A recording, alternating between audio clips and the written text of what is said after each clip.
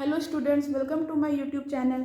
Last video में हमने पढ़ा था properties of addition and subtraction of integers. तो आज की वीडियो में हम पढ़ेंगे multiplication and division of integers.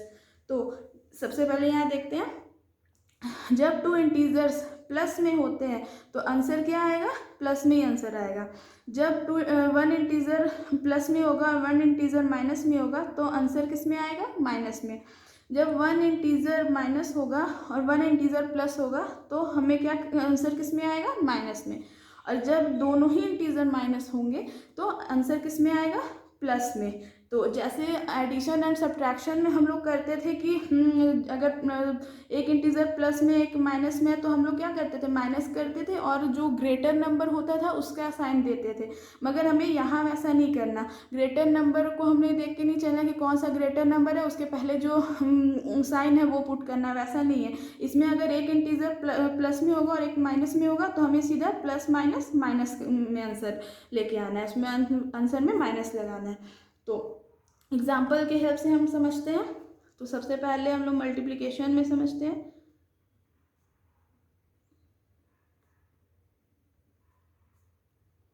तो जैसे हमने मल्टीप्लाई किया 2 इंटू 3, तो यहाँ दोनों इंटीजर के पहले क्या है? प्लस है, तो आंसर किस में आएगा? प्लस प्लस प्लस होता है तो आंसर प्लस में आएगा।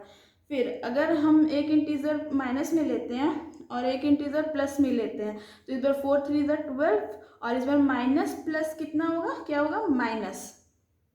उसके बाद हम लोग अगर फिर इधर 3 लेते हैं, फिर यहाँ -6 लेते हैं तो इस बार भी आंसर क्या आएगा? 18। और यहाँ पर क्या होगा? Plus minus minus. फिर अगर हम लोग दोनों ही इंटीजर्स को माइनस में लेते हैं तब देखते हैं कितना आंसर आता है? -2 इंटू -8, तो 8 2 16। और यहाँ पर हम लोग माइनस माइनस क्या हो जाएगा? प्लस, तो यहाँ पर आंसर कितना आएगा? +16। तो एक बार डिवीजन में भी हम लोग देख लेते हैं।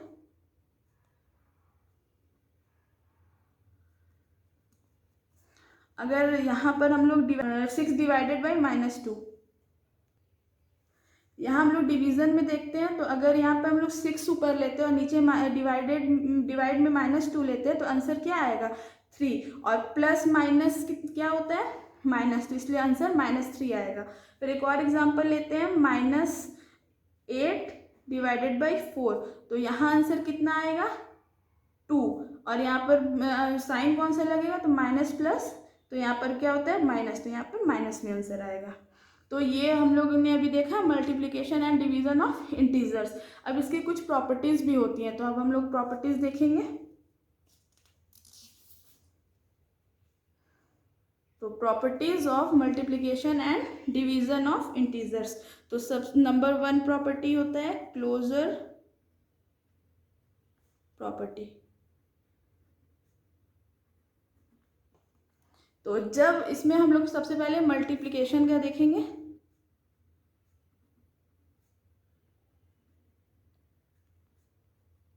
तो इसमें हम लोग को देखना है कि जब हम लोग टू इंटीजर्स को मल्टीप्लाई करते हैं तो यहाँ पर आंसर जो आएगा वो एक इंटीजर ही होगा। जैसे 2 इंटू 6 तो 12 आया, और प्लस प्लस प्लस होगा इसलिए +12। तो यहाँ पर जो भी हम लोग टू इंटीजर्स को मल्टीप्लाई किए हैं तो यहाँ पर आंसर जो आया वो भी एक इंटीजर आया। मगर हम लोग क्या है, इसमें हम अब एक और एग्जाम्पल ले लेते हैं, जैसे कि 4 इंटू 3, यहाँ पर माइनस कर लेते हैं, -4 इंटू 3, तो यहाँ पर आंसर कितना आएगा? 12। लेकिन इसमें माइनस प्लस क्या होता है? माइनस, तो इसलिए -12 आएगा। तो अब एक बार हम लोग डिवीजन में भी चेक करते हैं कि क्या क्लोजर प्रॉपर्टी डिवीजन में हम यूज कर सकते हैं। तो यहाँ पर लेते हैं एग्जाम्पल 6 डिवाइडेड बाई 2, तो यहाँ पर तो ये हो रहा है, लेकिन यहाँ पर तो एक आंसर इंटीजर में आया है, लेकिन हर बार ऐसा हो ज़रूरी नहीं। अगर हम इसका एग्जाम्पल लेके देखें 4 डिवाइडेड बाई 3, तो इस बार जो है आंसर पॉइंट में आएगा, 1 पॉइंट समथिंग आएगा। तो ये हम लोग कह सकते हैं कि क्लोजर प्रॉपर्टी सिर्फ मल्टीप्लिकेशन में काम आता है, डिवीजन में नहीं, क्योंकि कभी कभी डिवीजन में पॉइंट में भी आंसर आ जाता है डेसिमल में, तो इसीलिए ये प्रॉपर्टी मल्टीप्लिकेशन में यूज होगा, डिवीजन में नहीं। अब हम लोग सेकेंड प्रॉपर्टी देखेंगे। सेकेंड प्रॉपर्टी है कम्यूटेटिव प्रॉपर्टी।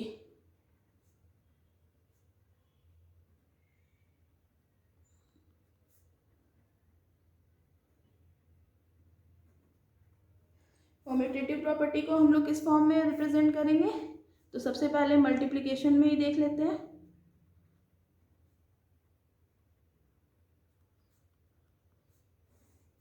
उसके बाद हम लोग यहाँ डिवीज़न का देखेंगे।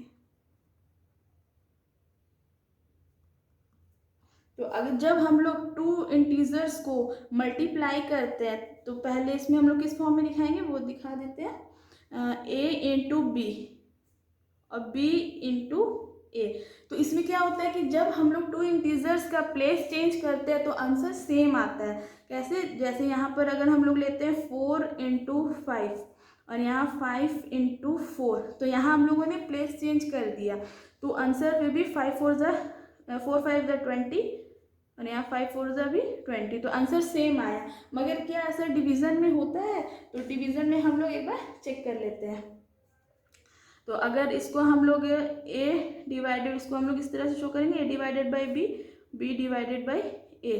तो हम लोग एग्जांपल लेते हैं ए डिवाइडेड बाई 2 और यहाँ 2 डिवाइडेड बाई 8। तो हम लोग इसको कैसे लिखेंगे? 8 डिवाइडेड बाई 2, 2 डिवाइडेड बाई 8। तो इस बार कितना आंसर आया? यहाँ 4 आंसर आया और यहाँ पर पॉइंट में आंसर आएगा। तो ये इसमें हम लोग ने देखा कि कॉम्यूटेटिव प्रॉपर्टी भी मल्टीप्लिकेशन में यूज होता है और डिवीजन में नहीं। तो अब हम लोग थर्ड प्रॉपर्टी पढ़ेंगे।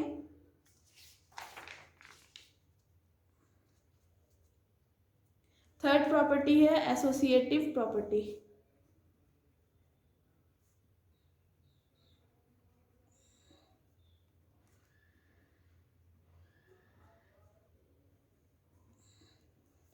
एसोसिएटिव प्रॉपर्टी को हम लोग किस फॉर्म में शो करेंगे? तो सबसे पहले मल्टीप्लिकेशन में हम लोग देख लेते हैं।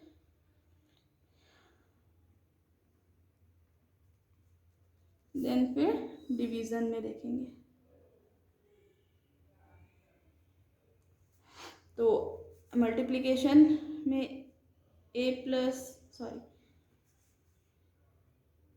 इंटू बी इंटू सी, ए इंटू बी इंटू सी। तो पहले हम लोग पेयरिंग कर लेते हैं। तो सबसे पहले अगर हम ये दोनों ए बी और सी को मल्टीप्लाई करेंगे या फिर इसमें हम लोग ए और बी को पहले मल्टीप्लाई करेंगे तो आंसर सेम आएगा। तो एक बार हम लोग चेक कर लेते हैं। तो एग्जांपल लेते हैं 6 इंटू 5 इंटू 4, 6 इंटू 5 इंटू 4। तो पहले हम लोग ने इसका पेयरिंग करते हैं फिर यहाँ पेयरिंग करते हैं। तो सबसे पहले 5 4 20 और यहाँ पर 6 5 30 इंटू 4। तो यहाँ पर कितना आंसर आएगा? 60 और यहाँ भी 120। यहाँ आंसर आएगा 120 इक्वल टू 120। तो यहाँ हमने देखा कि आंसर इक्वल आया। यहाँ भी 120 आया, यहाँ भी 120 आया, मगर डिवीज़न में ऐसा नहीं होता है। तो A divided by B divided by C और A divided by B divided by C. जब हम लोग इस एसोसिएटिव प्रॉपर्टी को डिवीज़न में हम लोग अप्लाई करेंगे तो आंसर इक्वल नहीं आता है। तो जैसे 6 डिवाइडेड बाई 5 डिवाइडेड बाई 4 लेते हैं, यहाँ 6 डिवाइडेड बाई 5 डिवाइडेड बाई 4 लेंगे। तो पहले अगर हम लोग ये दोनों का पेयरिंग करते हैं और फिर ये दोनों का, तो तब भी हम देखेंगे कि आंसर इक्वल नहीं आएगा। तो अब हम लोग नेक्स्ट प्रॉपर्टी देखते हैं, fourth property.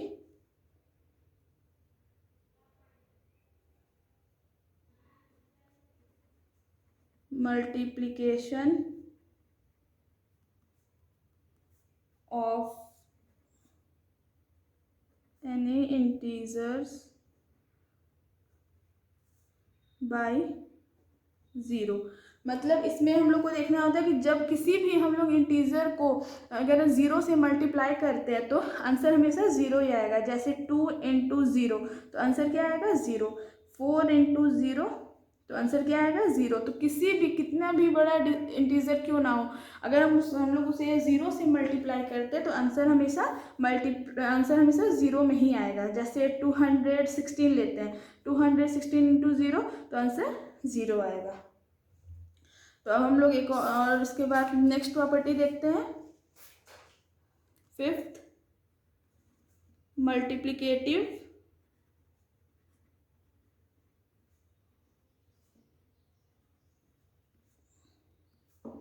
Identity. Multiplicative identity में हम ये देखेंगे कि हम लोग जब इंटीजर को ऐसे कौन से नंबर से मल्टीप्लाई करें कि उसका आइडेंटिटी चेंज ना हो। जैसे अगर हम 5 लेते हैं तो 5 को कौन से नंबर से मल्टीप्लाई करेंगे कि आंसर 5 ही है, उसका आइडेंटिटी चेंज ना हो। तो हम लोग यहाँ पर फिर क्या देख सकते हैं कि 1 तो 1 एक ऐसा नंबर है जिसमें हम लोग अगर किसी भी इंटीजर को मल्टीप्लाई करते हैं तो आंसर वही सेम आता है। तो एक बार और फिर देख लेते हैं, जैसे कि अगर हम 10 लेते हैं तो 10 इंटू 1 तो आंसर क्या आएगा 10। तो हम कह सकते हैं कि 1 is the multiplicative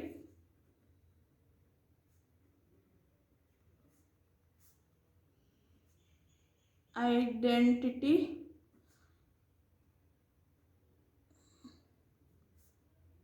of integer. अब लास्ट प्रॉपर्टी हम लोग को देखना है इसमें, 6th प्रॉपर्टी कौन सा होता है, डिस्ट्रीब्यूटिव प्रॉपर्टी।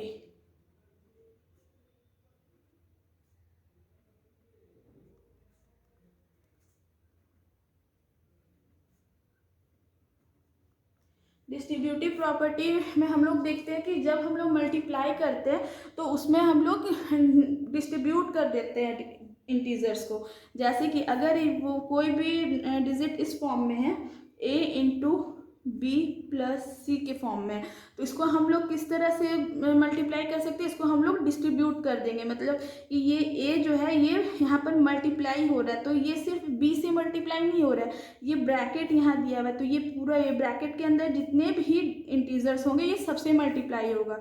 तो a यहाँ पर एक बार b से मल्टीप्लाई होगा, फिर a यहाँ पर एक बार c से मल्टीप्लाई होगा। तो इसको हम लोग कैसे लिख सकते हैं, a इंटू एक बार यहाँ पर b के साथ मल्टीप्लाई होगा, फिर यहाँ प्लस का साइन है तो हम लोग यहाँ प्लस लिखेंगे, फिर a इंटू सी, तो a इंटू सी। तो अगर हम एक एग्जांपल लेके देखते हैं तो 4 इंटू 6 प्लस 3, तो ये जो है ये 4 सिर्फ 6 से मल्टीप्लाई नहीं हो रहा है, ये पूरे ब्रैकेट के अंदर जितने भी इंटीजर्स होंगे सबसे ये मल्टीप्लाई होगा। तो 4 इंटू 6 करेंगे पहले, तो 4 इंटू 6, फिर यहाँ प्लस का साइन है तो यहाँ प्लस का साइन देंगे, फिर यहाँ 4 इंटू 3, तो 4 इंटू 3, तो आंसर कितना आएगा 4 6 ज़ा 24 प्लस 4 3 ज़ा 12, तो आंसर आया 36। ओके स्टूडेंट्स, आज की वीडियो में बस इतना ही। अगर आपको मेरे वीडियो पसंद आए तो प्लीज़ लाइक करें, शेयर करें और मेरे चैनल को सब्सक्राइब करें। Thank you students.